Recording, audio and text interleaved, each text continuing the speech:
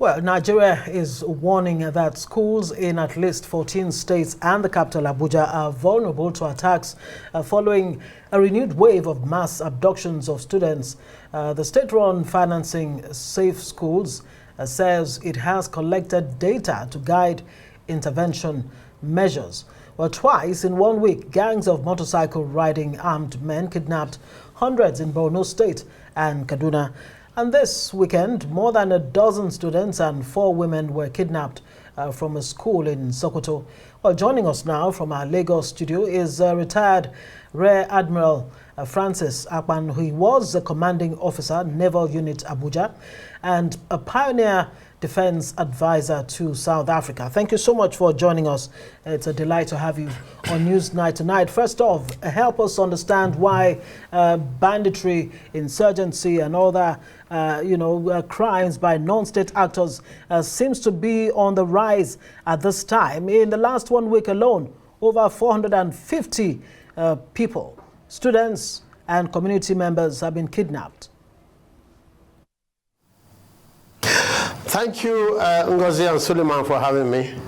Banditry, terrorism, and insurgents exist in areas that are ungoverned, areas that lack the presence of government, areas that lack basic amenities, areas that lack infrastructure, areas that have not seen development. These ungoverned spaces are very huge assets that breed criminals, where they also use them as foundational platforms to evolve from criminals to bandits.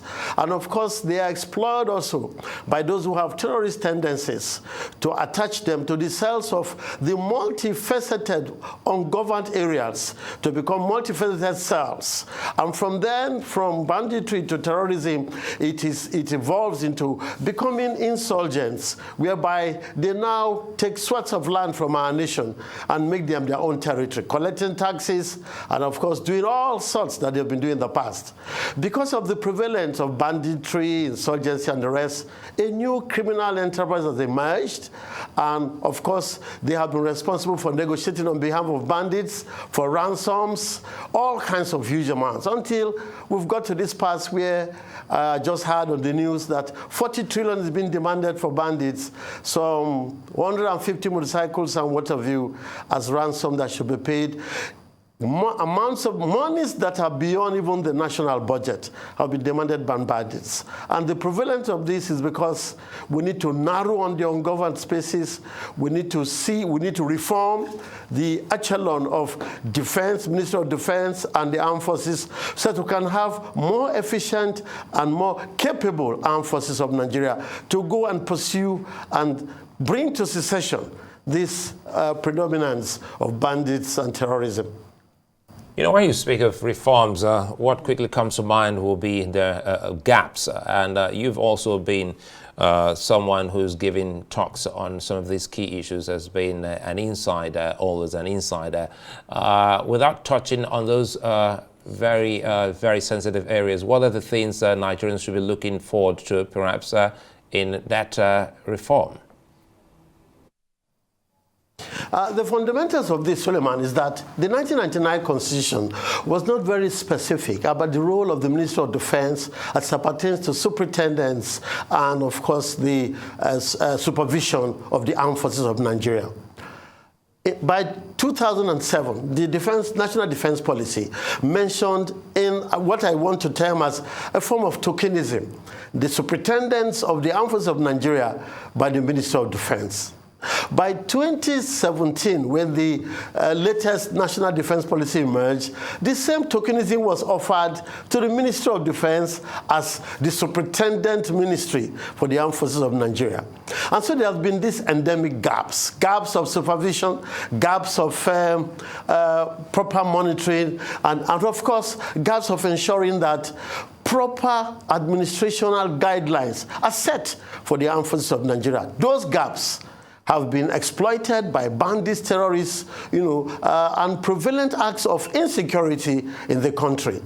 It is against this backdrop that the former Minister of Defense, General Magashi, inaugurated a committee to look at a committee, and the committee was inaugurated in February of 2021, and the report was submitted in April of 2021. It took 2 Herculean months to get this report together. The committee was headed by Air Vice Marshal Umar, and the secretary of the committee was Air Commodore Abdullahi. There were other 19 members, making a total of 21 members. There were submissions and memoranda drawn from former service chiefs, including, of course, the Chief of Defense Staff, former permanent secretaries to the Ministry of Defense and the Police, Ministry of Police Affairs, and, of course, very seasoned diplomats and ambassadors that have been very used to management of defense and armed forces in various parts of the world. So that report. And of course, we also had from the International Committee insights as to what reforms in their own part of the world were like, so that we can have models to adopt in completing the report on the reform of the Ministry of Defense and the Armed Forces of Nigeria. Suleiman, it is worthwhile that I mentioned this, that the potency of the report we estimated will last for about 10 years. Now, when you remember that we submitted a report in April of 2021, 3 years is already gone. So the potency of the report might just have about 7 years of its lifespan. For me, it's an appeal. In this season where we have the reforms of the civil service and the reforms of the health sector, I want to appeal to those who have the responsibility of managing the Ministry of Defense and the Armed Forces of Nigeria to take a look at that report, because the report covers all the exigencies and the gaps that exist that have not made it possible for the Armed Forces of Nigeria to function efficiently and, of course, to its premium as expected by the people of this country. It almost seems that you're saying there's a lack of political will to actually tackle this terrorism issue in Nigeria headlong.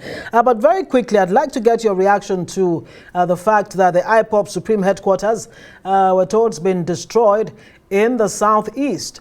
And, well, on the other hand, it's like a Herculean task, almost unattainable to, deal a death blow on the Boko Haram in the northern part of the country.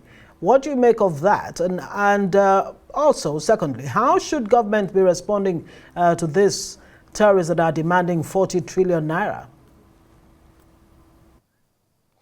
Well, like I said, banditry and terrorism has manifested in the criminal enterprise, where there are negotiators who now go to see bandits and ask for what kind of ransom they should demand from government.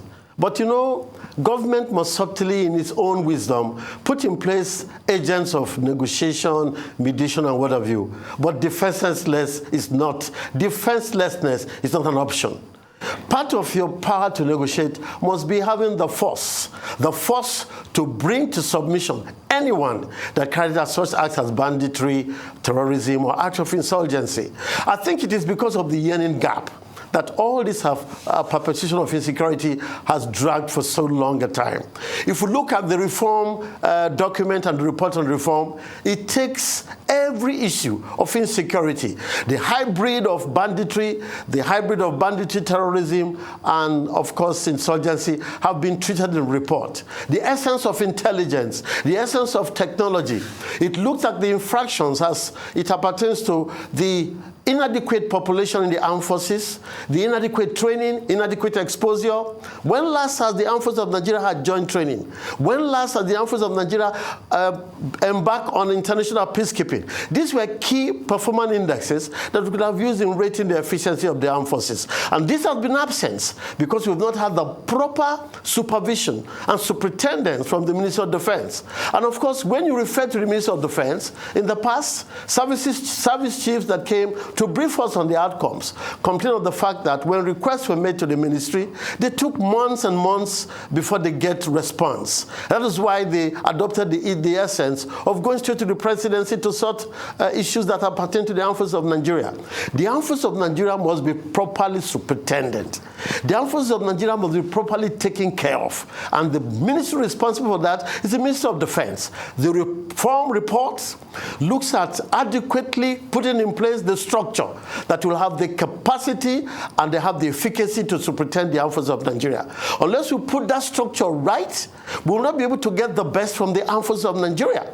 It's not enough to blame the armed forces for not bringing the right results from all their campaigns. We need joint operational mandates. We need joint operational factors. And all that it takes, joint logistics, General Akpan, procurements and what have you. Certainly we're out of time, but there's one other leg of Ngozi's question which you haven't actually addressed. So if we can do that in 30 seconds. She is asking, well, it seems so easy to fight IBOP. But again, when it comes to the bandits and even Boko Haram, the military has not replicated what we've seen with the destruction of the stronghold of ESN and IBOP. I think we need to close the yearning gaps of sufficiency of troops and equipments. I saw when the 200 plus, unfortunately, students that were kidnapped in the school in Kaduna, I would have thought that we would have deployed technology in searching for where the students were. All I saw were Hilux vehicles. So we still have, we're not, the efficiency of the armed forces is still being tasked. Here, they are not well equipped. You can see it. The population is not there. I happened to have traveled between Warri and Paternity last week, and I saw over 30 checkpoints, all with soldiers and of course, the Nigerian police. So I think we need to ramp up to create the kind of surge that we require, increase the population, equip the armed forces in all its ramifications, and bring to bear the joint doctrine of our operations so we can go out there and do the job as expected of the armed forces. There's still a lot of gaps of supervision and gaps of equipment, gaps of putting in place the proper joint doctrine, etc. Thank you. Always a delight having you here. We do hope that we'll stay on this time.